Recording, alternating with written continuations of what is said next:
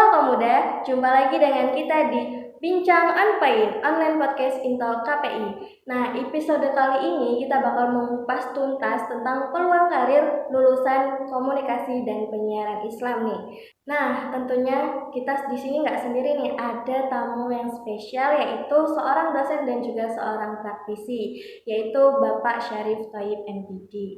Nah, boleh kita sapa dulu. Assalamualaikum Bapak. Waalaikumsalam warahmatullahi wabarakatuh. Bagaimana kabarnya Pak? Alhamdulillah sehat. Sehat. Semangat. Alhamdulillah semangat selalu ya, biar selalu menginspirasi kita semua. Nah Bapak, sebelum kita masuk ke pembahasan utama nih, boleh dong perkenalan diri dulu, backgroundnya dan juga cerita sedikit tentang pengalaman karirnya yang telah Bapak lalui hingga saat ini. Monggo Bapak. Oke, Komuda, komunikasi muda. Iya. Saya Muhammad Syarif Thayyib. Saya lebih populer dipanggil Faris Ramadan kalau di radio. Saya punya background sebagai seorang praktisi media, khususnya radio. Olive, saya menjadi awak media radio berangkat dari hobi, bukan ilmu komunikasi atau background pendidikan yang support dengan aktivitas jurnalistik, tetapi justru karena saya suka hobi broadcast. Nah, saya mulai bekerja di sebuah perusahaan Mayangkara Group itu mulai tahun 2003, ya sekitar 21 tahun yang lalu. Kemudian sekitar 5 tahun yang lalu saya challenge diri saya untuk mengejar prestasi akademik. Saya kuliah S2, saya kuliah S3 di UIN 1 dan alhamdulillah 2022 saya lulus 2018 menjadi bagian dari keluarga besar UIN 1. Baik, berarti Bapak ini sudah menerjuni dunia broadcast itu mulai tahun 2003 nih. Lalu di dunia akademik mulai tahun 2018. Itu di profesional ya. Sebelumnya saya dulu mulai dari madrasah aliyah, kemudian di kampus saya juga aktif di radio kampus. Saya bahkan bersama kawan-kawan dari Malang waktu itu membuat PRKM Persatuan Radio Kampus Malang 1998 ya, angkatan tahun 97-98. Waktu itu sudah hobi ya. Tapi awalnya saya bukan hobi siaran, tapi hobi ngoprek radio. Saya mulai bikin perangkat radio, sudah mulai bikin perangkat audio, perangkat radio, bikin pemancar ya, transmitter dan macam-macam waktu itu ya. Soder-soder lah. Servis radio lah ya, servis radio, servis TV itu waktu itu. Jadi karena saya hobi, kemudian suatu saat kita berkesempatan untuk bikin stasiun radio. Kita sudah bisa ngeplay musik, didengarkan oleh khalayak pada saat itu. Loh ini siapa yang siaran gitu ya. Terus akhirnya kita berani aja, nggak ada yang siaran, ya kita aja yang siaran gitu. Jadi mulai saat itulah saya belajar bagaimana cara berbicara, bagaimana cara menghibur orang melalui radio, bagaimana cara investigasi berita secara otodidak. Dan ternyata teman-teman yang aktif di radio kampus sangat support. Dan akhirnya ketika lulus, saya pernah ngajar juga di MTS, saya juga pernah ngajar di MI, saya pernah ngajar di SMP, kemudian berada di radio mulai tahun 2003, profesional radio. Sampai sekarang. Berarti sudah pengalamannya itu sangat luar biasa sekali ya, di bidang praktisi, di bidang akademik itu udah banyak banget nih Pak. Oke, masuk ke pembahasan nih yang utama Pak.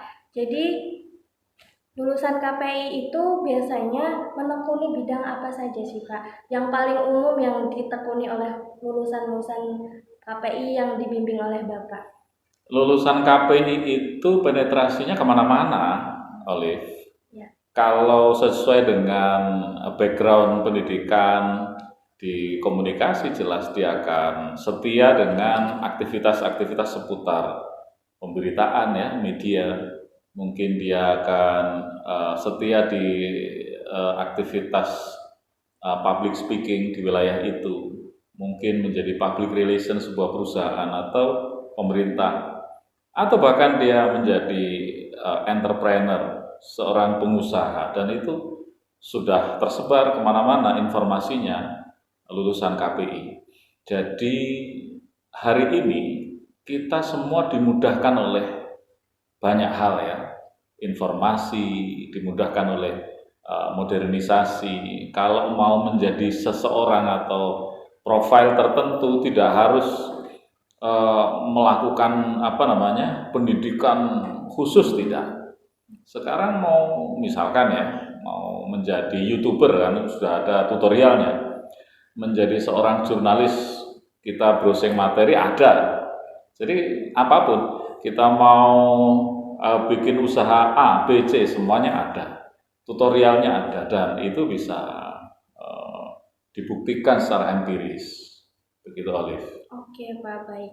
Jadi nggak harus pendidikan di khusus gitu ya, bisa kita pelajari. Dan juga lulusan-lulusan KPI ini macam-macam ya Pak, terjunnya di bidang public speaking, public relation, menjadi humas, perusahaan, menjadi HRD, banyak. Saya hanya ingin menekankan begini, jangan berharap menjadi kuliah itu kemudian menjamin masa depan yang baik. Siapa yang menjamin masa depan yang baik? Ya tentu Gusti Allah ya. Tetapi kita upayakan dengan bagaimana secara personality kita melakukan upaya itu. Bagaimana misalkan begini, dia harus menjadi mahasiswa yang organisatoris, tidak hanya melulu kampus, kelas, kemudian kelas, tugas, kelas. Kalau hanya itu saja, saya rasa dia nanti akan mendapatkan angka-angka, nilai. Hanya itu. Experience-nya, pengalaman dia bagaimana mengorganize orang melalui beberapa kegiatan intra maupun ekstra, saya rasa dia tidak akan dapat sesuatu. Harus aktif menjadi aktivis mahasiswa begitu. Aktivis mahasiswa itu tidak hanya sekedar kuliah ya, tapi bagaimana dia mengembangkan skill-skill yang lain, kepemimpinan, kreativitas, berkolaborasi, melaksanakan event kayak di teman-teman ini sekarang HMPS. Iya, HMPS. Nah, ini bagian dari cara latihan kita bagaimana nanti benar-benar menghadapi situasi di ranah-ranah profesional. Iya, jadi tergantung diri sendiri juga ya Pak, cari pengalaman sebanyak-banyaknya. Nah, berbicara tentang dunia karir nih Pak, sebelum kita memasuki dunia kerja itu soft skill apa saja sih Pak yang kita persiapkan sebelum terjun ke dunia kerja? Soft skill itu banyak hal ya. Soft skill itu yang saya pahami adalah bagaimana punya jiwa kepemimpinan, bagaimana dia membangun trust, kepercayaan, bagaimana dia bisa mengendalikan orang, mengorganize orang lain menjadi seorang leader, supervisor. Kemudian bagaimana dia bisa punya emotional intelligence, kecerdasan emosional, dan juga social intelligence. Misalkan ada temannya yang sakit, dijenguk, ada temannya yang kena musibah, kita berupaya bikin gerakan donasi.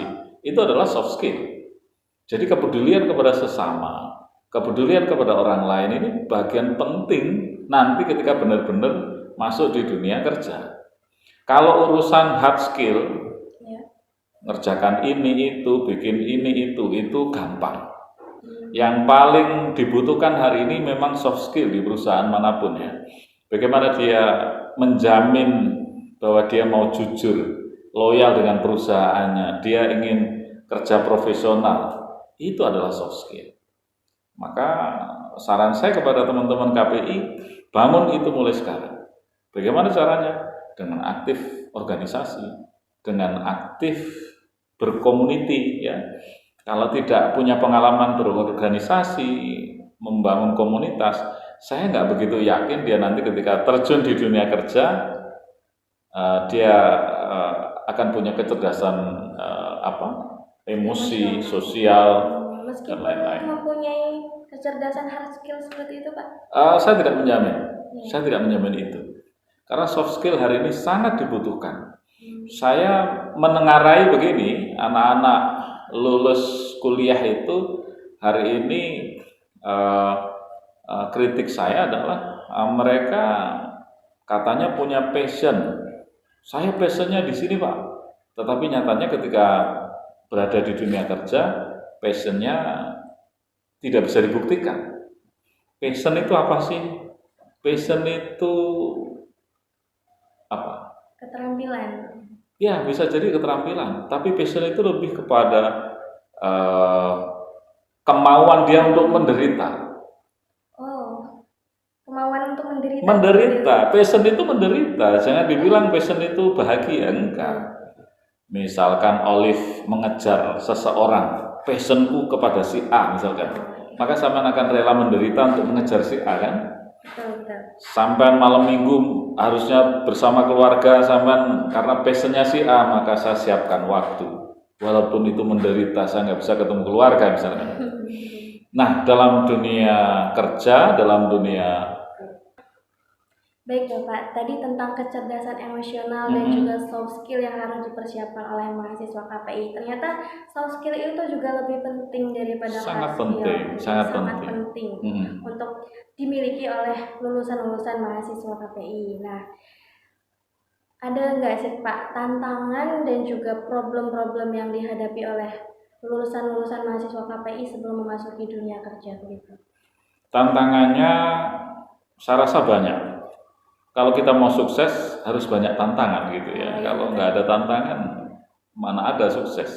Jadi dia minimal harus menguasai dirinya, emosinya. Dia harus passion tadi, meluangkan banyak waktu, pikiran, tenaga untuk mengejar apa yang dia cita-citakan. Tentu tantangannya bagaimana dia berhadapan dengan keluarga, bagaimana berhadapan dengan teman sebayanya yang mungkin yang lain bisa santai-santai ngopi tapi dia ngejar. Kemudian tantangan-tantangan yang lain dari internal maupun eksternal. Tetapi keyakinan bahwa kesuksesan itu bisa dikejar dan bisa dicapai itu sangat penting. Selain juga dukungan doa dari orang tua.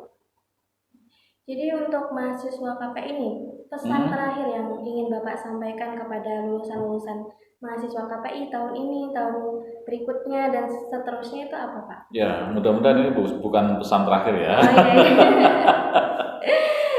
Pesan terakhir dalam episode ini. Oke, Olive. Ya.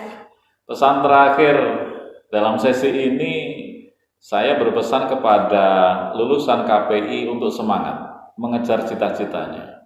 Yakinlah bahwa lulusan KPI itu lulusan yang paling keren.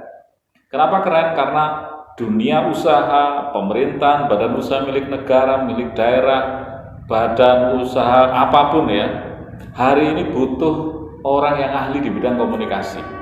Apakah dia menjadi HRD, apakah dia menjadi speaker ya, public relation, kehumasan, apakah dia menjadi apapun ya, supervisor, manager, dan bahkan komisaris, itu butuh orang yang ahli komunikasi. Ya, betul. Baik, dan itu adanya hanya di KPI. Nah, betul sekali. Nah, baik. Terima kasih Bapak atas pesan-pesannya dan motivasinya untuk kita semua. Jadi bisa kita simpulkan bahwa lulusan KPI itu nggak hanya ada di bidang media saja, tapi juga ada di public relation, humas, dan berbagai bidang lainnya. Oke, mungkin cukup sekian bincang on point kali ini. Saya sampaikan terima kasih. Sekian. Wassalamualaikum warahmatullahi wabarakatuh. Sampai jumpa. Jargon dulu Pak. Iya. Jargon dulu. Iya. KPI, salam komunikasi. Salam komunikasi. Komunikasiin aja.